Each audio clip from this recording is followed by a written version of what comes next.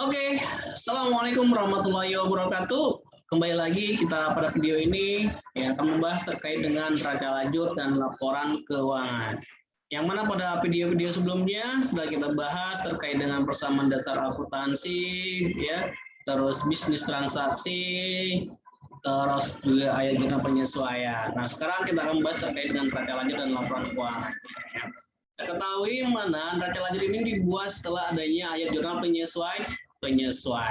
Ya, nah, langsung saja kita lihat di sini apa itu neraca lajur. Ya. Neraca lajur adalah suatu format kertas kerja yang dapat digunakan untuk membuat ringkasan ayat jurnal penyesuaian dan saldo akun untuk laporan keuangan. Neraca lajur dapat digunakan untuk memahami alur data akuntansi dari neraca saldo sebelum penyesuaian sampai dengan penyusunan laporan keuangan. Ya, neraca lajur. Manfaatnya apa? Ya. Manfaat dari neraca lajur itu adalah perusahaan tidak diwajibkan untuk membuat neraca lajur. Nah, meskipun demikian, terdapat beberapa keuntungan yang dapat diperoleh dari neraca lajur. Yang pertama adalah mengurangi kemungkinan terjadinya kesalahan dalam penyusunan laporan keuangan. Karena begitu banyaknya akun dan jurnal penyesuaian yang terlibat dalam proses penyusunan laporan keuangan. Yang kedua, menghubungkan akun dan penyesuaian serta pengaruhnya terhadap laporan keuangan. Membantu pelaksanaan audit atas laporan keuangan dalam hal kegiatan perencanaan dan pengorganisasian audit. Ya. Jadi sebenarnya neraca lajur itu sebenarnya tidak perlu dibuatkan dasar kita menyusun laporan keuangan. Namun neraca lajur dibuat ya untuk mempermudah bagi perusahaan untuk membuat laporan keuangan maupun bagi si audit itu sendiri. Ya, untuk apa? Ya tadi ya untuk merencanakan dan pengorganisasian audit, terus kalau misalnya bagi perusahaan mempermudah kita dalam menyusun laporan keuangan ya.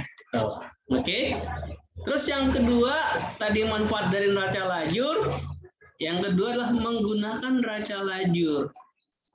Ya, neraca lajur dibuat pada akhir periode akuntansi sebelum atau sesudah proses penyesuaian ya. Jadi pembuatan ayat jurnal penyesuaian yang dilakukan. Iya, ya kenapa? Karena tanpa ada penyesuaian neraca lajur nggak terbentuk. Makanya di situ neraca lajur itu disebut dengan 8 kolom tadi. Ya, ada yang namanya saldo awal, terus nanti ada ayat jurnal penyesuaian, setelah itu ada kolom lagi neraca saldo disesuaikan, terus nanti ada yang namanya laporan laba rugi dan neraca. Ya. Oke, tuh. Nah, kita lihat di sini tadi seperti itulah format neraca lajur ya. Ada neraca saldo awal, terus ada kolom penyesuaian, ada kolom neraca saldo setelah penyesuaian, kolom laba rugi dan laporan posisi keuangan. Makanya bisa disebut dengan 4 kolom ya. Oke, ini kita lihat ya neraca lajurnya ya. Di sini ada nama akun, neraca saldo, penyesuaian, NSD ya, atau neraca saldo setelah disesuaikan atau penyesuaian, laba rugi dan laporan posisi keuangan ya. Nah, berikut 5 langkah kita dalam menyusun neraca lajur. Yang pertama adalah memasukkan neraca saldo awal. Jadi kita buat neraca saldo awalnya, kita masukkan. Terus yang kedua adalah memasukkan penyesuaian, ya. Jadi setelah kita memasukkan neraca saldo di sini, kita masukkan lagi neraca penyesuaiannya. Setelah itu baru kita masukkan lagi pada kolom neraca saldo penyesuaiannya. Ini adalah dari neraca saldo awal, setelah penyesuaian maka terjadilah neraca saldo setelah penyesuaian. Ya, setelah itu ya kita langsung buatkan lagi, masukkan lagi semua akun-akun itu ke kolom mana, baik di laporan laba rugi maupun laporan posisi keuangan. Ya, jadi kita sesuaikan akun-akunnya, mana saja yang masuk laporan laba rugi, mana saja yang masuk laporan posisi keuangan. Ya, untuk langkah-langkah dalam menyusun neraca lajur. Nah, contohnya seperti ini ya, yang sudah terbentuk. Oke, nah setelah neraca lajur kita buat, semua di situ kan sudah memperlihatkan ya, memperlihatkan bagaimana kita nanti untuk membuat laporan keuangan. Namun yang perlu kita pahami adalah neraca lajur tersebut ya, walaupun dia sudah memberikan gambaran posisi keuangan perusahaan, namun belum memperlihatkan secara realnya ya, nilai sesungguhnya. Kenapa? Karena di situ ada akun-akun yang belum menunjukkan angka yang sebenarnya. Salah satu contohnya adalah terkait dengan modal ya. Namun untuk itu kita lihat di sini ya, dalam menyusun laporan keuangan. Yang pertama adalah kita membuat laporan laba rugi. Apa itu laporan laba rugi? Yaitu sebuah laporan yang menyajikan hasil operasi perusahaan yang dituangkan dalam nilai pendapatan dan beban ya. Jadi ketika kita membuat laporan keuangan, dalam hal ini adalah laporan laba rugi, berarti konsep dalam membuat laporan laba rugi itu adalah kita harus memahami ya, komponennya, item-itemnya apa saja yang ada di dalam laporan laba rugi. Nah, kita ketahui bahwa di dalam membuat laporan laba rugi ini ada dua. Yang pertama adalah terkait dengan pendapatan, yang kedua adalah beban. Jadi kita harus masukkan pendapatan perusahaan semuanya ya dalam satu periode akuntansi itu. Setelah itu kita kurangkan dengan semua beban-beban yang ada di dalam periode tersebut ya, sehingga nanti pendapatan setelah dikurangi beban, maka itulah dinyatakan dia itu laba atau rugi. Nah, terkait dengan case yang tadi kita bahas, di sini dia pendapatan jasanya adalah 25 juta, sedangkan total bebannya 10 juta, maka laba tahun berjalannya adalah 15 juta ya. Nah, setelah kita membuat laporan laba rugi, laporan apa lagi yang harus kita buat? Yaitu laporan perubahan modal ya. Nih ya. Ini adalah detailnya ya. Sebelum kita lanjut ke perubahan modal, kita lihat lagi di sini ya. Jadi dalam membuat laporan laba rugi ini bisa menggunakan pendekatan single step income statement atau multiple step income statement ya. Dua-duanya boleh kita lakukan ya. Nah, ini adalah yang singlenya ya.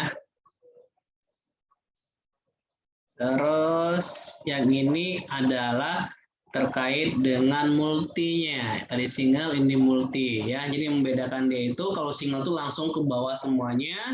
Namun kalau misalnya untuk yang multi, dia ada beberapa tahapan ya. Oke, kita lanjutkan terkait dengan laporan perubahan modal. Kembali lagi, dalam membuat laporan perubahan modal ini sama halnya seperti laporan laba rugi, kita harus memahami dulu komponen-komponen apa saja yang ada di dalam laporan perubahan modal. Yang pertama ada pasti modal awal. Terus yang kedua ya, itu adalah laba atau rugi. Yang ketiga itu ada yang namanya FRIP ya, atau pengambilan uang pribadi oleh pemilik perusahaan. Nah, setelah itu baru nanti kita jumlahkan ya. Kalau dia ada laba terhadap FRIP, tinggal laba dikurangi FRIP, itu namanya kenaikan modal ya. Setelah itu modal awal ditambah dengan kenaikan modal menjadi modal akhir. Ya, ini yang saya sampaikan tadi bahwa dalam neraca lajur ya, modalnya belum memperlihatkan nilai yang secara sesungguhnya atau nilai yang sesungguhnya ya. Oke, ya. Jadi apa tadi? Kita harus memahami konsepnya dulu ya. Perubahan modal apa saja yang ada di situ? Ada modal awal, ada laba rugi, ada namanya FRIP ya. Setelah itu baru dikurangkan ya. Itu dalam proses kita membuat laporan perubahan modal. Nah, yang ketiga yaitu kita membuat laporan posisi keuangan. Nah, sama halnya seperti yang tadi, kita juga harus memahami konsepnya. apa saja yang ada dalam laporan posisi keuangan itu. Ya, kita ketahui bahwa di dalam laporan posisi keuangan itu ada yang namanya aset. Ya, aset itu dibagi lagi jadi aset lancar sama aset tetap. Setelah itu ada namanya liabilitas dan modal. Jadi sama seperti dalam kalau ini kita pahami sama seperti persamaan dasar akuntansi. Aset sama dengan liabilitas dan modal, ya. Itu kita dalam menyusun laporan posisi keuangan. Kita lihat di sini, ya. Jadi kita masukkan dulu ya di asetnya, semua aset kita masukkan baik itu lancar maupun tetap. Kita bagi dua. Aset lancar, ya. Aset lancar itu apa sih? Ya berarti dia adalah di luar aset tetap, semuanya masukkan. Contohnya ada kas, piutang, perlengkapan, sewa dibayar di muka, ya. Itu semuanya bagian dari aset lancar. Terus aset tetap seperti tadi ada bus, ya. Terus ada akumulasi penyusutan, ya. Jadi total aset tetapnya. Nah, tinggal masukkan lagi liabilitas dan modal. Liabilitasnya ada utang dagang, terus modalnya. Modal ini kita masukkan adalah modal setelah adanya perubahan modal. Ya, jadi antara aset, liabilitas dan modal nilainya sama. Jadi balance. Oke, sampai di sini ya. Mudah-mudahan bermanfaat. Nanti kita akan ketemu lagi pada penjelasan video-video selanjutnya terkait dengan bagaimana kita bisa mempermudah dalam membuat laporan akuntansi, ya, laporan keuangan. Baik itu perusahaan jasa, perusahaan dagang maupun perusahaan manufaktur, ya. Nanti kita akan lanjutkan lagi dengan video-video selanjutnya, ya. Terima kasih. Wassalamualaikum warahmatullahi wabarakatuh.